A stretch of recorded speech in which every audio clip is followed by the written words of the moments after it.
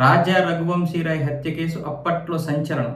భార్య మేఘాలయ హనీమూన్ తీసుకెళ్లి అక్కడ చంపేసింది కదా, అది దేశవ్యాప్తంగా సంచలనం సృష్టిస్తే ఇప్పుడు సుప్రీంకోర్టు ఏమొచ్చేసి ఈవిడికి 2 ఆప్షన్లు ఇచ్చింది. ఎందుకు అంటే మేఘాలయ హైకోర్టు ఈవిడికి బెయిల్ మంజూరు చేసింది. దీన్ని రద్దు చేయాలని చెప్పి మేఘాలయ ప్రభుత్వం సుప్రీంకోర్టులో పిటిషన్ దాఖలు చేసింది. దీన్ని పరిశీలించినటువంటి సుప్రీంకోర్టు ఆవిడ లాయర్కి 2 ఆప్షన్లు ఇచ్చారు.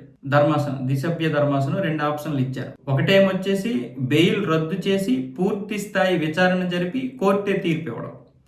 రెండేమొచ్చేసి ఆవిడే ఈ సాక్షుల విచారణ జరిపినంత వరకు కూడా కోర్టుకి సరెండర్ అయిపోవడం. ఈ రెండింటిలో ఏది కావాలి అని తిరిగి సుప్రీంకోర్టే ఆమె యొక్క లాయర్కి చెప్పడంతో ఆమె లాయర్ ఏమొచ్చేసి 2 రోజులు సమయం కావాలని చెప్పి గురువారం రోజు మేము మీకు ఏదైనా విషయం చెప్తామని చెప్పి సమయం తీసుకున్నారు. దాంతో ఇది వాయిదా పడింది. అంటే ఇంకా నేరస్తులకి ఈ స్వేచ్ఛగా తిరిగేటటువంటి చట్టాలు మన దగ్గర ఉన్నాయి. ఏమీ చేయలేనటువంటి పరిస్థితి.